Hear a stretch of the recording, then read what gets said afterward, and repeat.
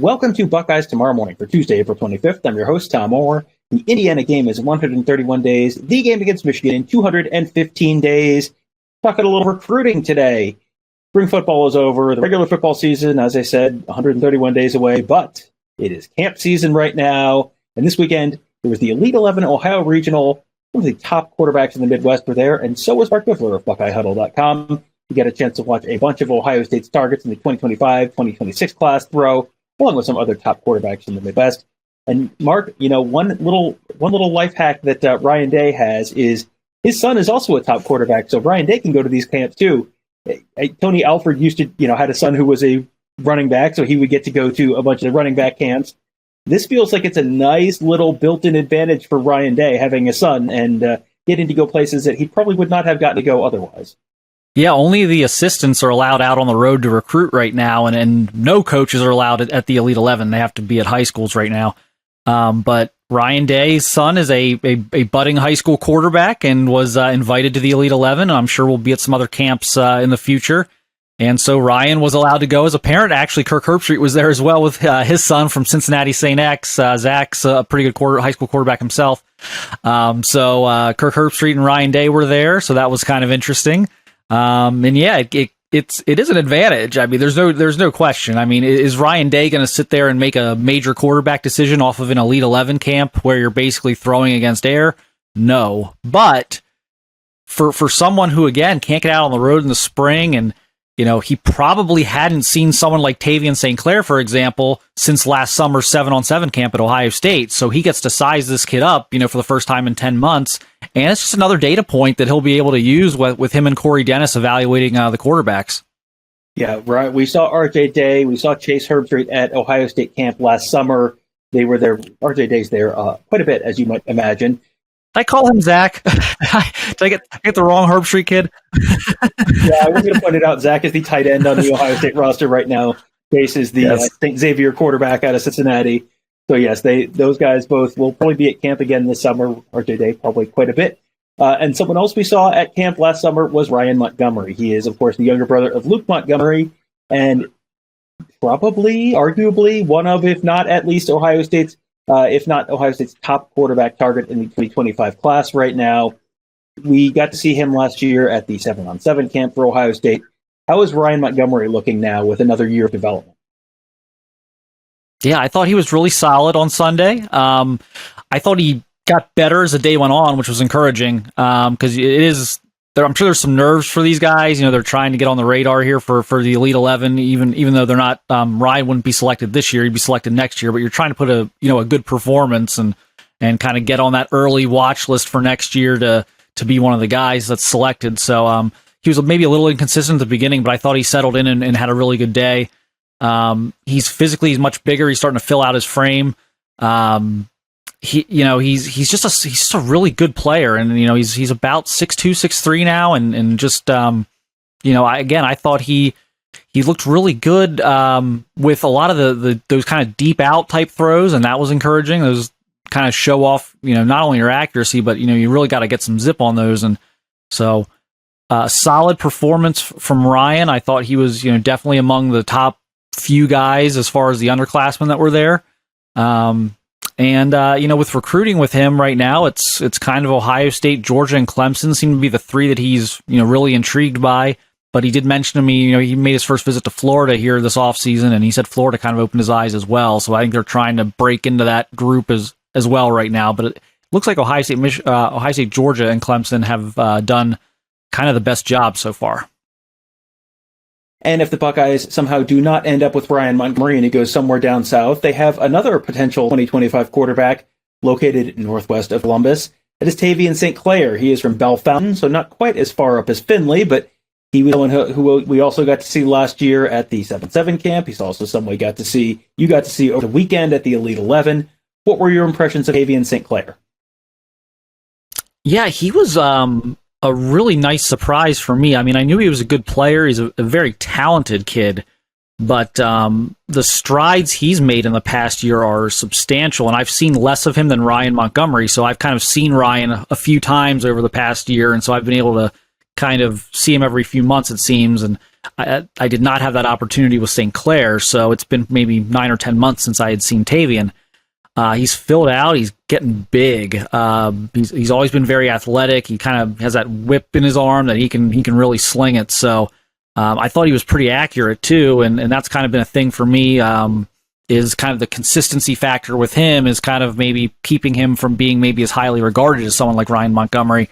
But I think the consistency factor was there on Sunday, and like I said, I think him and Montgomery are kind of on the same tier at this point. They're very different players. Montgomery's kind of more of a pro style guy. St. Clair's probably a little bit more of a dual threat, but it's great if you're Ohio State to have two guys like that in Ohio in 25. Ironically, Corey Dennis was on the road this past week and visited both of them on the same day. So he went from one school to the other, which is easy with geography, but it's also kind of funny that, he made sure he didn't, show up at one guy's school and not the other guy's. So making sure he got to both guys on the same day was kind of interesting. So those are definitely two to watch. So that covers the class of 2025, at least the two big targets that you saw there. Now let's move on to the class of 2026. We were looking pretty far in the future, and Nathan Bernhard sounds like he might be a name to know for Ohio State in that class of 2026. Yeah, Nathan's very interesting. He's out of Ashland. He played about 5 games of varsity last year as a freshman on the football field. He played varsity basketball this winter for Ashland, and he is running varsity. He is varsity track athlete as a freshman here this spring. So 6'5", about 210 pounds, really good arm.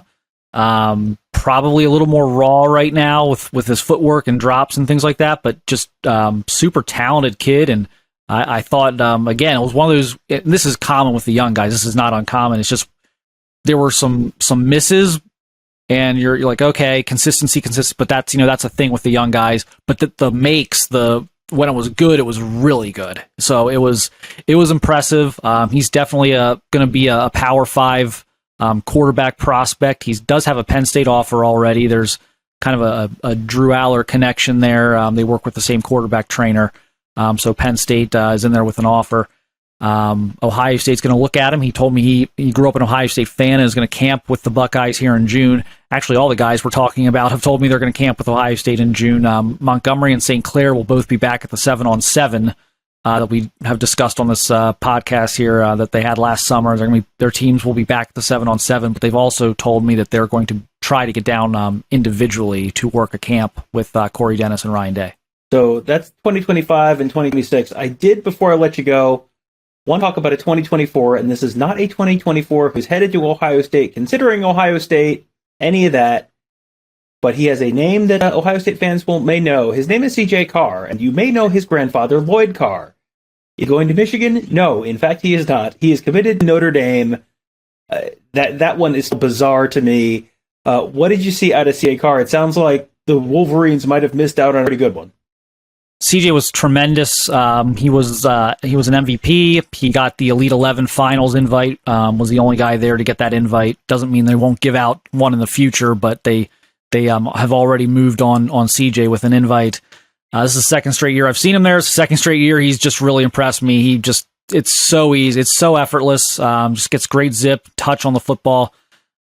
Great throwing motion. He's strong. He's very underrated athletically. He can really move. He's got just great feet, great footwork. I think it's a really nice pickup for Notre Dame. It's interesting. I don't know if we'll ever get this fully confirmed, but there was a moment there where Ohio State kind of wanted to see him throw and was trying to get him to camp.